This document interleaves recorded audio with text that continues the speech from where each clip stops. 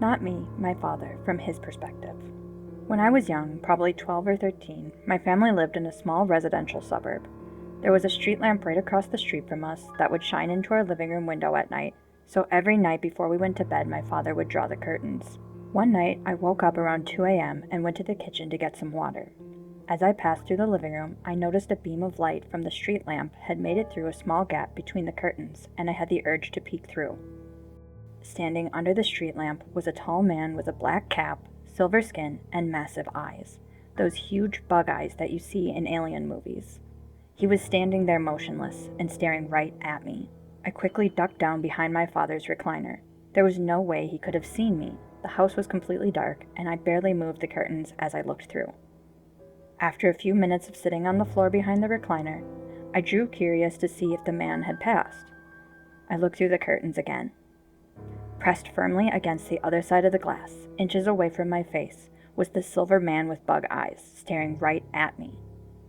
After a moment frozen in terror, I ran through the house towards my father's room and woke him up, quickly telling him what happened. He grabbed his shotgun and went outside to look around. He didn't find anyone, but there was a set of fresh footprints in the dew that had been collecting on the lawn. Many years ago, myself and two of my best friends decided to go for a day of mountain biking at Snowshoe in southern West Virginia. Now this was way before the days of GPS, so we were kind of doing this by some half-assed directions and an old map. But the point is, we got very lost. Sometime along the way, we ended up in this very tiny little town, and we figured we would ask for directions. It was absolutely deserted. I'm talking not a single soul to be seen anywhere. We parked the truck and split up looking for anyone.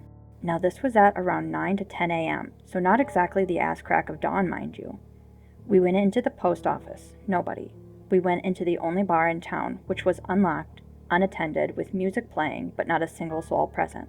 We went business to business to business, and walked the streets, and after about 25 minutes finally found one old guy who just seemed to appear out of nowhere in the middle of town walking alone. The first question we asked him wasn't even for directions. It was, "Where the hell is everyone?" To which he replied, "Well, I guess folks around here don't get up to much till round noon."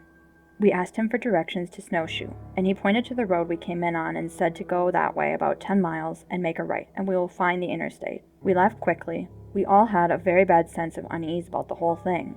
As we left, we were about 5 miles down the road and hit a lady dressed up in a state road uniform, standing in the middle of a very long straightaway holding a stop sign. When we approached her, she turned the sign from slow to stop.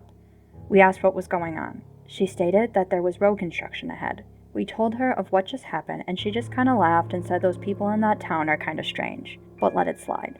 So we actually started talking to her, waiting for a line of traffic to come by from the opposite direction. We actually ended up talking to her for about 45 minutes to an hour, just shooting the shit. Kind of got lost in the conversation. Not one single vehicle ever approached from the other direction or behind us. Eventually she said, "Well, I guess it's clear now, y'all can go ahead," and slowly turned the sign from stop to slow and motioned for us to go ahead. We went straight ahead, the only direction you could possibly go for the next 30-some-odd miles, and didn't see any signs of construction, state road workers, or maintenance going on at all. She had no vehicle. We figured she was a flag woman dropped off by some crew up ahead. After the encounter with the town and this woman, we had enough and called it quits. We turned on the interstate as soon as we found it and headed north and home. In 7th grade, I had a friend that lived near a beach on a bay of Lake Michigan. One day in early May, it reached 70 degrees, nearly unheard of for that time of year in northern Wisconsin.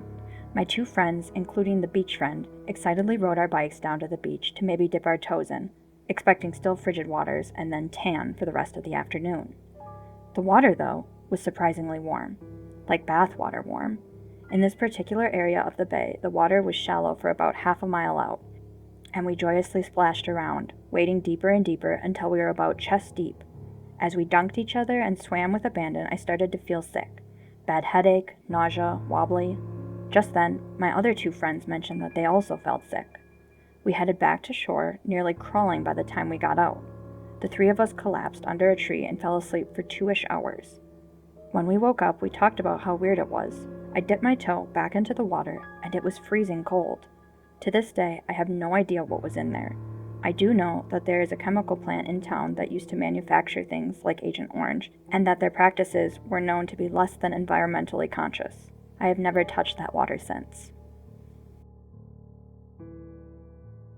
When my brother and I were 10 and 12 respectively, our family went on a hike through the cemetery and into the woods not far from our house. My brothers and I would explore these woods every day, even camped in them before. We knew it like the back of our hands. Anyway, as the family hits our usual spot by the creek, halfway through, Brother 1 and I said we'd be back in a few. We wanted to wander off further up creek, so we did. We came across a very large hill we'd never seen before. It was littered with what looked like someone's worldly possessions, as if they turned a house upside down, shook out the contents, took the house, and left. There were tons of painted X's on the trees showing someone intended to cut them down at some point. We poked around for a few when we thought we heard our mom hollering at us, so we turned tail and walked maybe 20 feet back down the hill to where our parents were. The entire encounter was maybe 45 minutes long, on our end. As soon as our mom saw us, we got the beating of a lifetime. We had actually been gone almost 4 hours. She never saw us walk up any hill and remembered seeing us meandering down the straight path by the creek, not turning up a hill that was 20 feet away. She and her husband and our other brother combed the woods for over 4 hours, screaming our names, and couldn't find hide nor tail of us. We pleaded our case and even tried showing her the hill. Surely she was messing with us. So we stomped up to the turnoff for the hill and it was gone. Nowhere to be seen. For years, we explored the woods, determined to find that hill. We covered miles and miles of off-path woods, and as we got older, we mapped it out. To this day, that hill does not exist. We never found it again. Never found the weird furniture, toys, clothes, and other household items that were scattered across the hill, and never met anyone in the area that had a clue about the hill. We probably just wandered way further than we meant to, but I always found it weird that we never found the hill again.